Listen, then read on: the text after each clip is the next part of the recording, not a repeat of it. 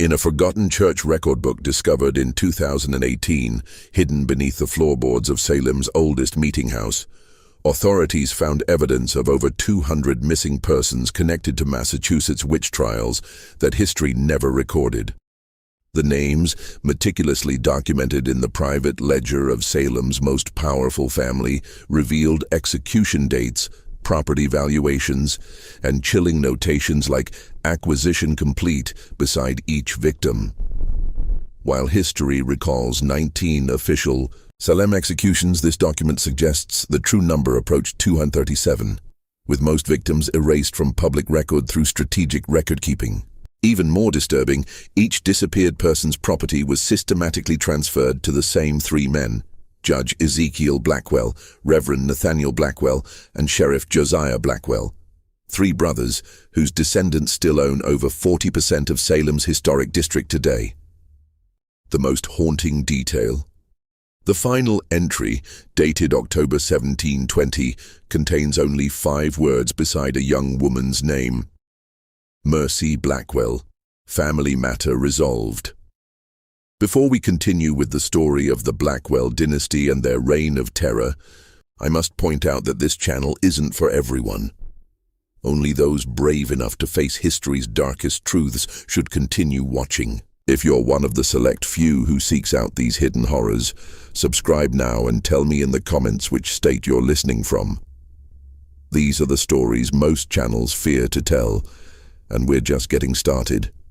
Let us travel back to Colonial, Massachusetts, where the seeds of this forgotten nightmare were first planted. The year 1692 marks not just a dark chapter in American history, but the beginning of a conspiracy far more sinister than most historians dare acknowledge. Salem, in 1692, was a community gripped by fear.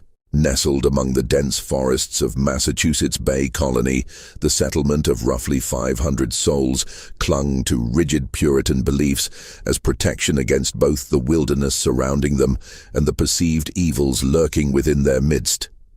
The village consisted of a central meeting house, several dozen wooden homes clustered nearby, and outlying farms scattered throughout the surrounding countryside. The Puritan faith dominated every aspect of daily life, with strict observance expected from all community members. The Blackwell family held a position of unparalleled influence. Their stately 2-story home stood directly across from the meeting house, its glass windows, a rare luxury, gleaming in the afternoon sun. Judge Ezekiel Blackwell, the eldest brother at 46, commanded the local court with unwavering authority. His deep-set eyes missed nothing, and his decisions were considered as final as scripture itself. Despite his comfortable living, he wore simple black attire, maintaining the appearance of Puritan humility while secretly amassing influence. Reverend Nathaniel Blackwell, 2 years younger than Ezekiel, delivered fire and brimstone sermons each Sunday that left the congregation trembling. His voice could shift from a whisper to a thunderous roar that seemed to shake the very rafters of the meeting house. With his gaunt frame and intense gaze, many believed he could see directly into a person's soul to detect the slightest impurity. Sheriff Josiah Blackwell, the youngest brother at 41, enforced the laws his brothers established and interpreted. A powerfully built man with a perpetual frown, he carried a distinctive carved walking stick that many claimed had broken more bones than any other weapon in Essex County. Together, these 3 men controlled every aspect of Salem's governance, spiritual guidance, and law enforcement. But Salem was changing. New merchants were establishing businesses, creating competition for the Blackwells' trading interests. Families like the Putnams and Proctors were gaining influence, threatening the brothers' iron grip on the community. Something needed to be done to maintain their position, and the first whispers of witchcraft provided the perfect opportunity. The winter of 1691-1692 had been unusually harsh. Food stores ran low, illness spread through cramped households, and tensions rose as families struggled to survive until spring. In the Reverend Blackwell's home, his 16-year-old niece, Mercy, observed the growing anxiety with quiet concern.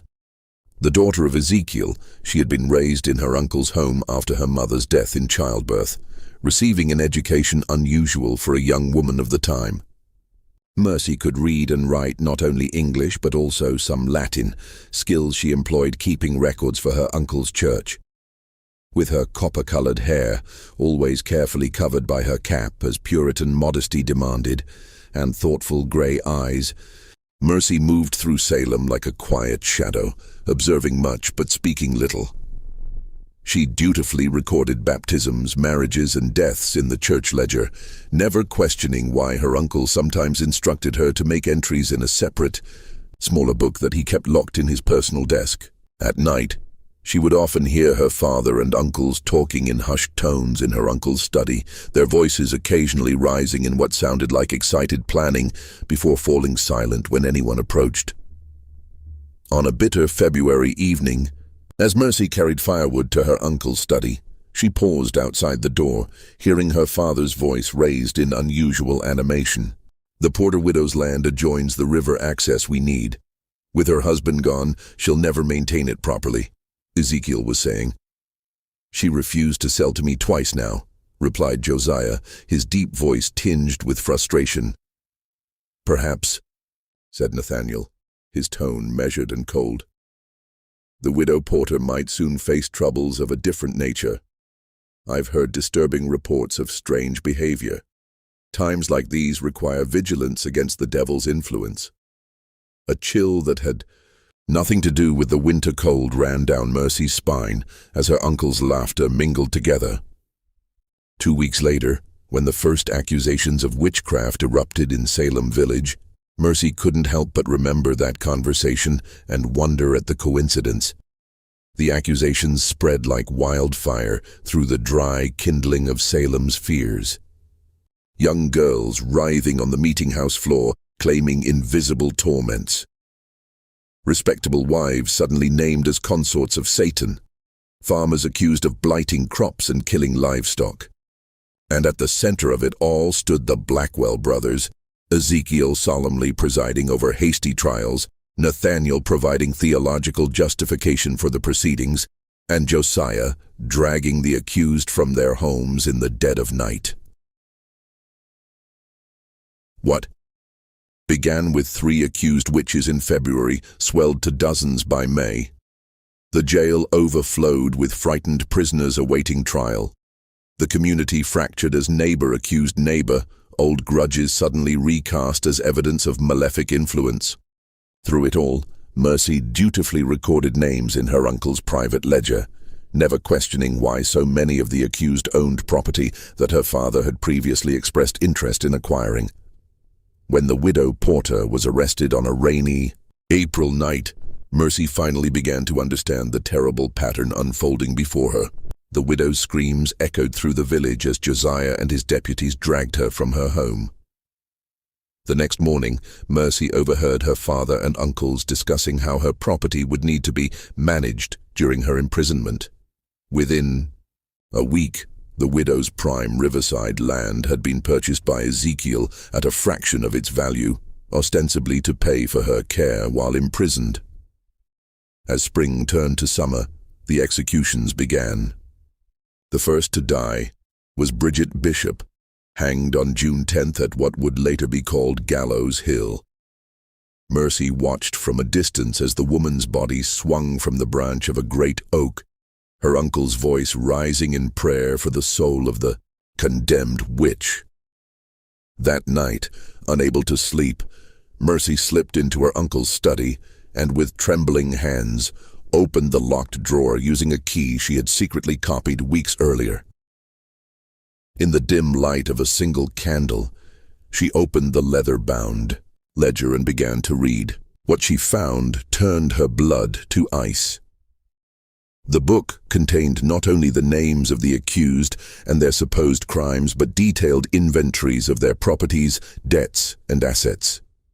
Beside each entry, notations showed how these holdings had been or would be acquired by the Blackwell brothers at severely reduced prices. Most disturbing were the names, dozens of them, that Mercy had never heard mentioned in the public trials. names followed by dates of execution, and the simple phrase, "matter concluded," or "acquisition complete." If what she read was true, her father and uncles had not only manipulated the witch panic for financial gain, but had conducted secret executions of people who were never officially charged. Their disappearances attributed to flight or abandonment of the community. The official count of witch trial victims, which would eventually reach 19 in the public record, was dwarfed by the true number recorded in this hidden ledger. Just when we thought we'd seen the depths of human cruelty, the horror in Salem intensifies. If this story is giving you chills, share this video with a friend who loves dark historical mysteries. Hit that like button to support our quest for truth, and don't forget to subscribe to never miss stories like this. Let's discover together what happens next as Mercy Blackwell's world unravels around her. The summer of 1692 brought no relief to Salem. As the humid air hung heavy over the settlement, the stench of fear and suspicion was even thicker. Trials continued at a frantic pace, with Judge Ezekiel Blackwell presiding over hearings that rarely lasted more than an hour before guilty verdicts were pronounced. The accused were given a simple choice: confess and implicate others, or maintain innocence and face execution. Mercy watched with growing horror as more and more names filled the pages of her uncle's secret ledger. The pattern became unmistakable. Those who owned valuable property or had opposed Blackwell family interests were disproportionately targeted. Even more disturbing were the private examinations conducted in the basement of the Blackwell home, where Sheriff Josiah employed methods to extract confessions that left prisoners with broken fingers, dislocated joints, and sometimes much worse. On a particularly oppressive July evening, Mercy was instructed to bring refreshments to her father and uncles in the basement. Descending the narrow stairs, the bitter smell of copper and sweat assaulted her senses before she could see what awaited her. In the dim lantern light, she discovered Goodman Thomas Putnam, a prosperous farmer who had refused to sell his mill to Ezekiel, strapped to a chair, his face nearly unrecognizable from the beating he had endured. His fingers splayed at unnatural angles where they had been systematically broken. "Ah, Mercy, just in time," her father said casually, taking the tray from her trembling hands. "Goodman Putnam has just remembered witnessing Goody Proctor communing with the devil. Isn't that fortunate?" Putnam's eyes, swollen nearly shut, found Mercy's across the room. "They made me say it," he whispered. "God forgive me. They made me say it." Sheriff Josiah's walking stick cracked across Putnam's jaw with sickening force. "The devil makes you say many things, Putnam, but now you speak God's truth, do you not?" Mercy fled upstairs, her heart pounding against her ribs like a trapped bird. That night, unable to sleep, she crept once more into her uncle's study and made careful copies of several pages from the secret ledger, hiding them beneath a loose floorboard in her bedroom. Whatever happened, someone needed to know the truth of what the Blackwell brothers had done and continued to do. As August arrived, a disturbing new development emerged. Several accused witches had managed to escape from the Salem jail, reportedly fleeing into the wilderness rather than face trial. At least, that was the official account spread by Sheriff Josiah. But Mercy, who continued to secretly access her uncle's records, found different information in the ledger. Names of the escaped prisoners appeared with notations like "questioned privately" and "disposed of, swamp burial." One entry particularly chilled her. "Rachel Nurse, resistant to questioning, eliminated quietly. Property transferred successfully. Family informed of escape to Rhode Island." The realization struck Mercy with the force of a physical blow. Her uncles and father were not merely manipulating the trials for financial gain. They were murdering those who resisted their schemes and disposing of the bodies in secret. The official witch trial executions were only the public face of a much larger, more sinister operation. Determined to gather evidence, Mercy began taking calculated risks. She volunteered to deliver food to the prisoners in the Salem jail, smuggling in small scraps of paper and charcoal so they could write testimonies about their treatment. She quietly approached relatives of the escaped prisoners, asking innocent-seeming questions about whether they had received any word from their missing loved ones. Most tellingly, she began creating her own ledger, documenting the growing web of properties acquired by her family through the trials. By September, the Blackwell brothers had accumulated substantial holdings throughout Essex County. Judge Ezekiel now owned 3 mills, extensive farmland, and several commercial buildings in Salem town. Reverend Nathaniel had acquired 2 rival churches' properties and the lands surrounding them. Sheriff Josiah controlled much of the riverside property, giving him effective command over shipping access. Their wealth had multiplied exponentially in just 7 months, but opposition was growing. Cotton Mather, an influential minister from Boston, had written expressing concerns about the evidence being accepted in the Salem trials. Several prominent citizens had begun to question the proceedings, particularly after respected community members like Rebecca Nurse and John Proctor were executed despite character testimonies in their favor. Sensing the changing tide, the Blackwell brothers accelerated their efforts. The secret ledger now included a list of priority acquisitions with names of property owners yet to be accused.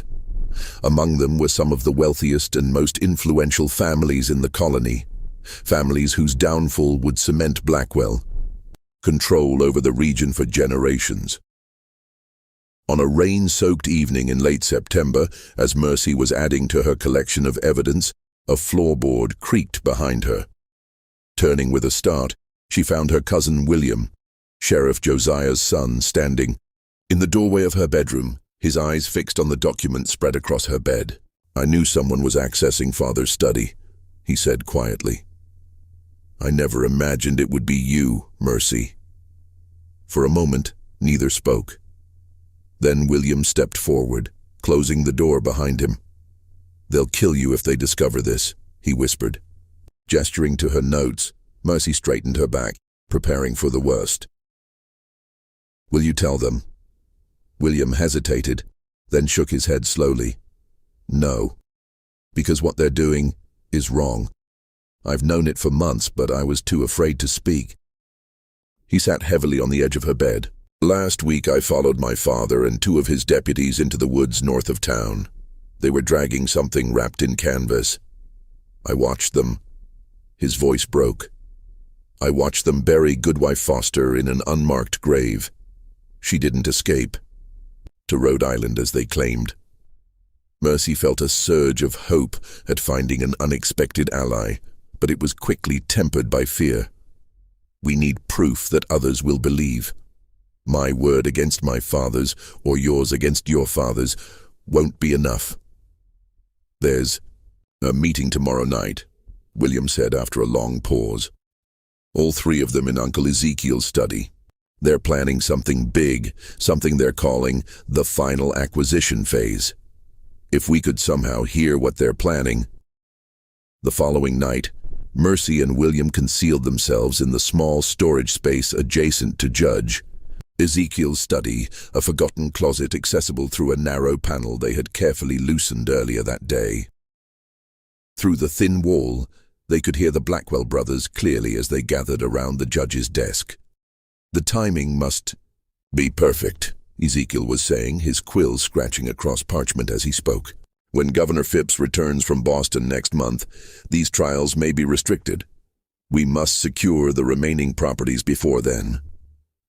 "The list is ambitious," Nathaniel observed. 17 families in 3 weeks.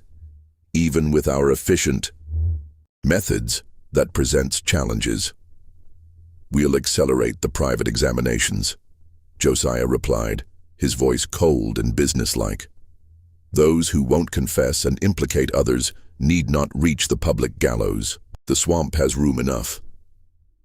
"What of the Corwin estate?" Ezekiel asked.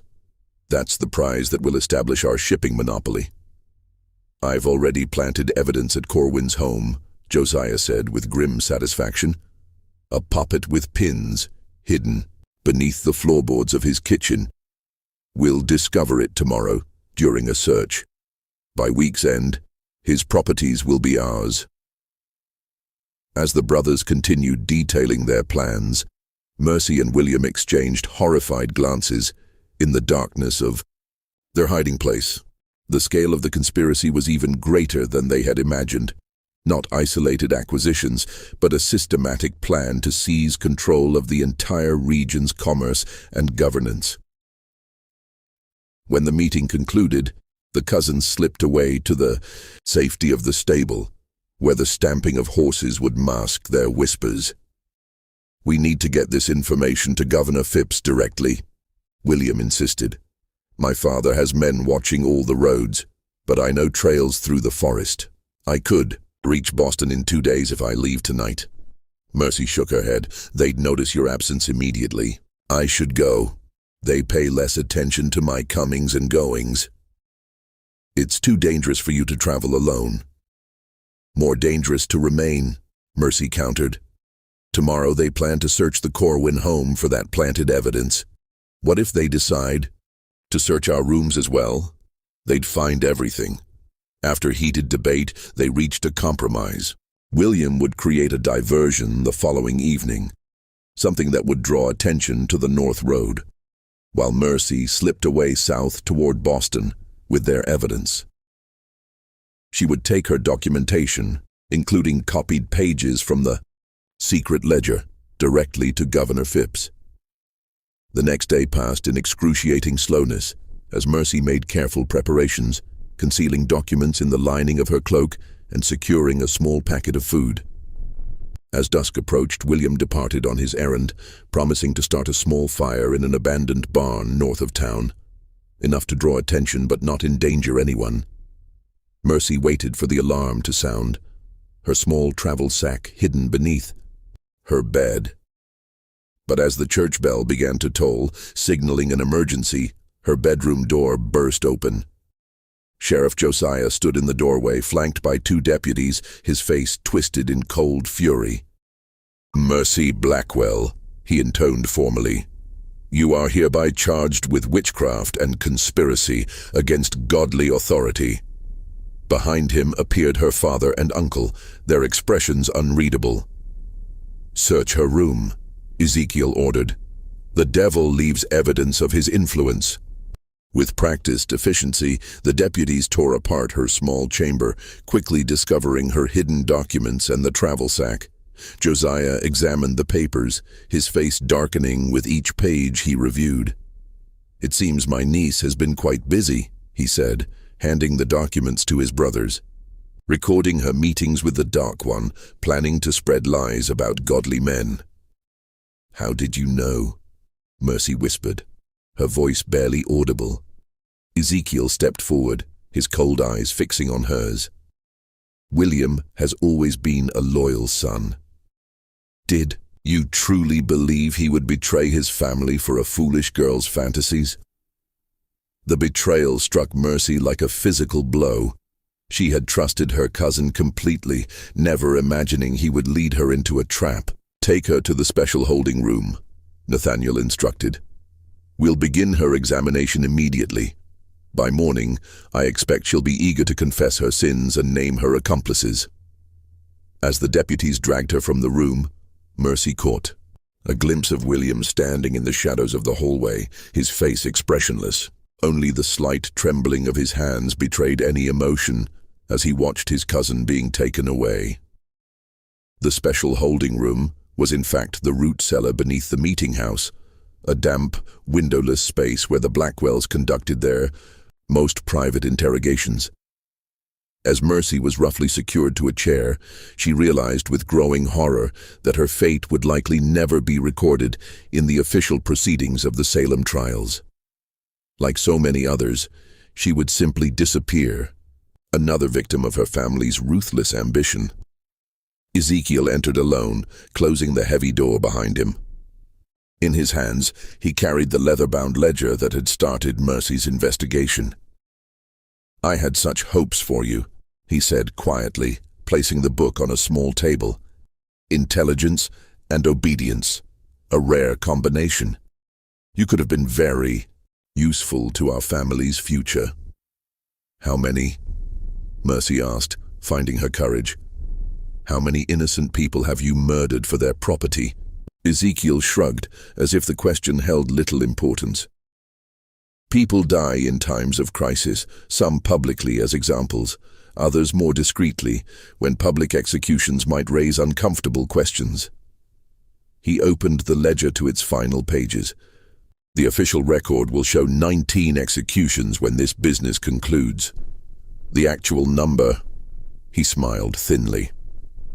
Let's just say the Blackwell legacy will be secure for generations. You won't get away with this, Mercy insisted, though her voice wavered. Governor Phipps will investigate. Others are already questioning the trials.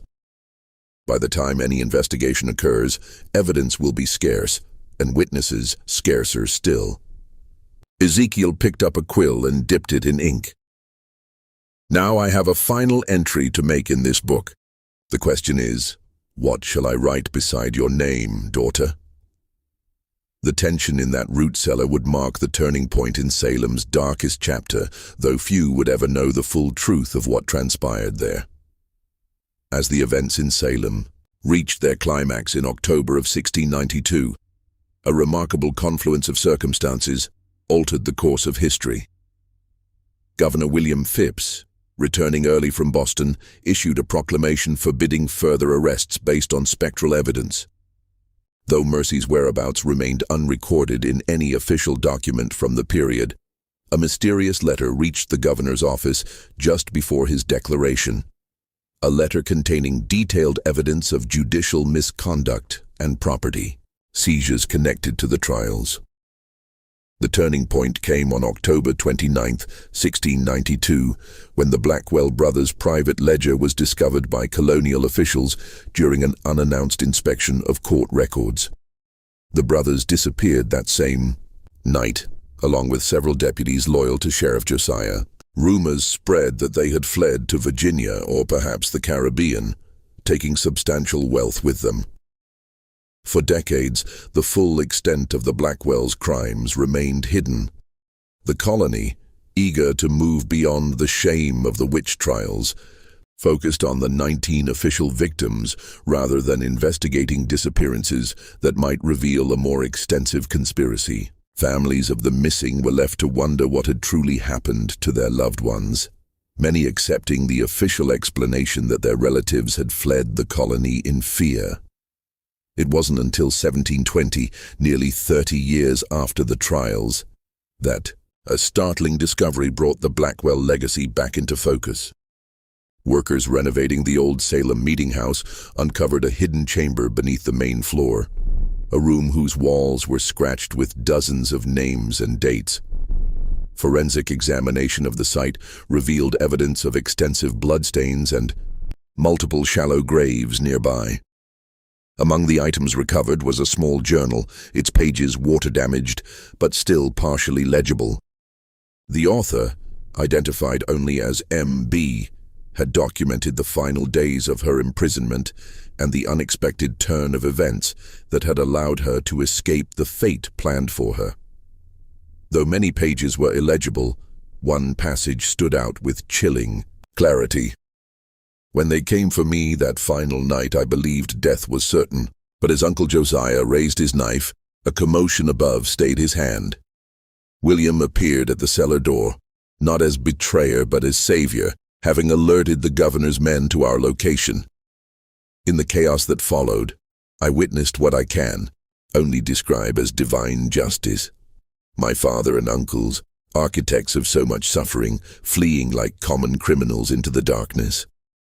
I know they will not stop. Wherever they have gone, their ambition and cruelty will continue. I make this record so that those who come after will know the truth of what happened in Salem. Not a supernatural panic, but a calculated scheme of murder and theft disguised as religious zeal. The official records show 19 victims, The true number approaches 237 souls, their names recorded in the Blackwell ledger and on these walls where many breathed their last. I write this in October 1720, having returned to Salem after years in hiding, determined that the truth will not remain buried forever.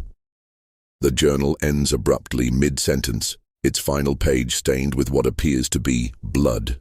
No record exists of what became of Mercy Blackwell after this entry, though local legend suggests she may have been the final victim of her family's legacy, perhaps tracked down and silenced by relatives determined to protect the Blackwell name. The passage of time often buries the darkest secrets, but sometimes the truth finds ways to surface, no matter how deeply it was buried. In the centuries since, the Blackwell descendants scattered throughout New England, many changing their name to escape the growing rumors of their ancestors' crimes. Property records show that much of Salem's most valuable land remained in Blackwell-connected families until the mid-19th century, the blood-soaked origins of their wealth obscured by time and deliberate omission from historical accounts. Perhaps most disturbing is the recent discovery of letters dating from 1695 to 1730, suggesting that the Blackwell brothers established a new power base in the southern colonies where they continued their practice of manipulating local justice for financial gain. Reports of disappearances and unexplained property transfers followed their movements like shadows, though no formal charges were ever brought against them. The Salem witch trials remain one of America's most infamous miscarriages of justice, but the traditional narrative captures only the public face of a much darker conspiracy. While scholars debate the exact number of victims and the full extent of the Blackwell's crimes, the evidence points to a systematic campaign of terror and acquisition that far exceeded the official record. This mystery shows us how the most terrifying monsters in history are not supernatural beings, but humans driven by greed and the lust for power. What do you think of this story? Do you believe everything was revealed, or are there still Blackwell secrets waiting to be discovered? Leave your comment below. If you enjoyed this tale and want more horror stories like this, subscribe, hit the notification bell, and share with someone who loves historical mysteries.